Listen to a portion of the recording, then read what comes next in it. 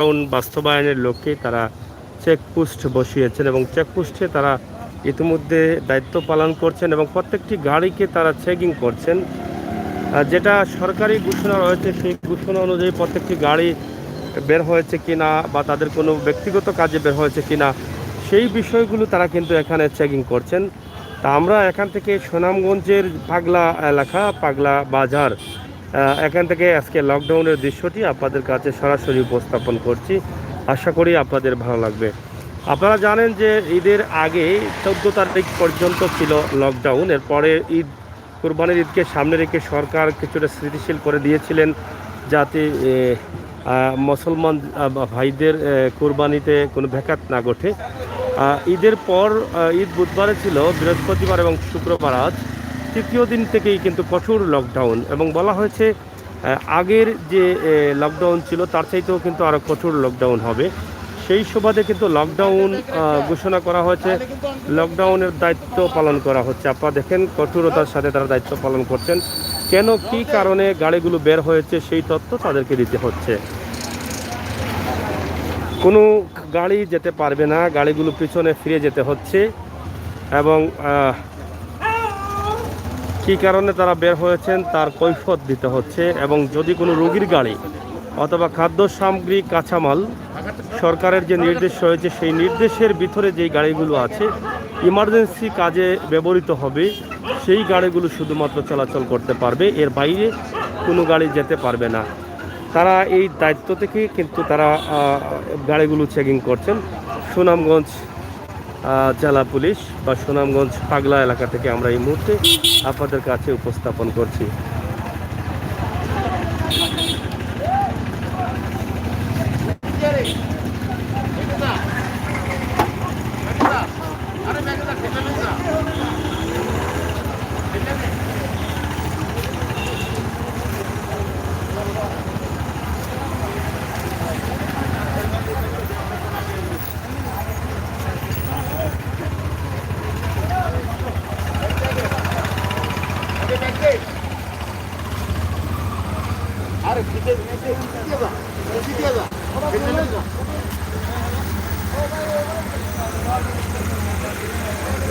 প্রত্যেকটি গাড়ির কাগজ দেখা হচ্ছে, চেক করছে যে আসলে তারা ঠিক আছে।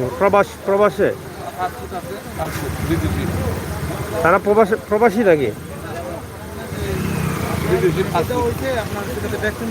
আচ্ছা, ভ্যাকসিন যাই হোক, ভ্যাকসিন দেওয়ার জন্য যারা যেতে চাইবেন তাদেরকে পারমিশন দেওয়া আছে। প্রবাসী ভ্যাকসিনের জন্য তারা যেতে পারবেন। বাদ বাকি প্রয়োজন ছাড়া কোনো গাড়ি যেতে পারবে না। কারণ দর্শাতে হবে কি কারণে তারা রাস্তায় এসেছেন, কি কারণে বের হয়েছেন।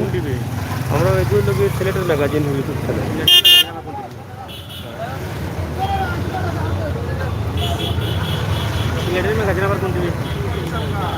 হ্যাঁ, দেখো সার্চ মারিয়া দেখো কোন টিভি, সার্চ মারো সারিয়া দেখো। যাই হোক,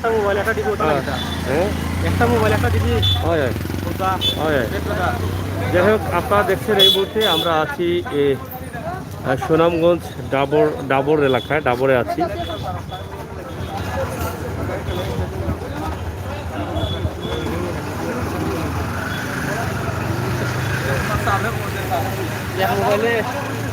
এখানে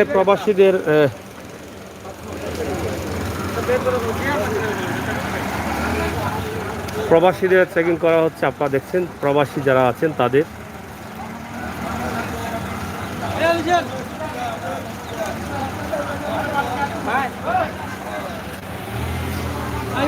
প্রত্যেকটি গাড়িকে চেকিং করা হচ্ছে, চেকিং করে ছেড়ে দেওয়া হচ্ছে।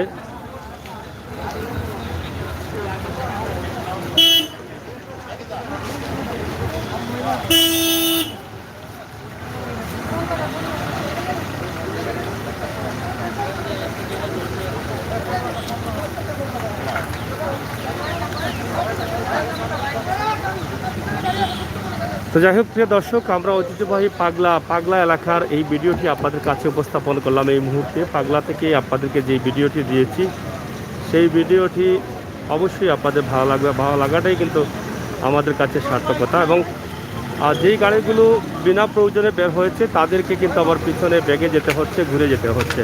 প্রয়োজন ছাড়া কোনো গাড়ি যেতে পারবে না। ঐতিহ্যবাহী পাগলা পয়েন্ট।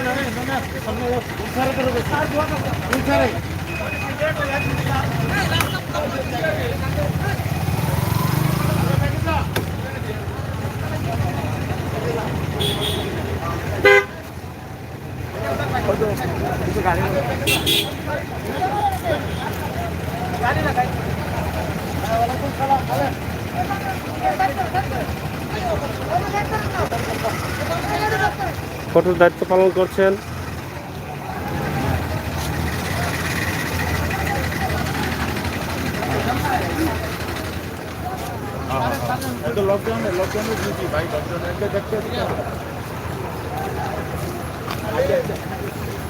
যাই হোক, পাগলা এলাকা, পাগলার অবস্থা এবং পরিস্থিতি আপনারা দেখছেন লকডাউনের সময় পাগলার ব্রিজ, পাগলা আশপাশ এলাকা আপনারা দেখেন, আমরা আপনাদেরকে দেখানোর চেষ্টা করছি।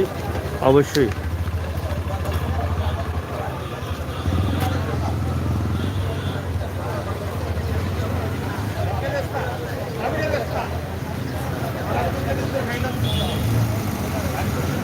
তো ধন্যবাদ আপনাদের সবাইকে। আপনারা দেশে বিদেশে যে যেখানে আছেন সবাই ভালো থাকবেন, ভালো রাখবেন, সুস্থ রাখবেন। ঘর থেকে বের হবেন যে আপনার প্রয়োজন ছাড়া ঘর থেকে বের হবেন না। আপনার যদি প্রয়োজন হয় তাহলে ঘর থেকে বের হবেন। আর প্রয়োজন থাকলে যথেষ্ট পরিমাণ ডকুমেন্ট নিয়ে আপনাকে বের হতে হবে। সেটা হচ্ছে সরকারের নির্দেশ। লকডাউনকে সফল করতে আপনি সরকারকে সহযোগিতা করবেন। আপনি ভালো থাকবেন, ভালো রাখবেন, প্রয়োজন ছাড়া ঘরে থাকবেন এবং সবাইকে সহযোগিতা করবেন, সরকারকে সহযোগিতা করবেন। ধন্যবাদ আপনাদের।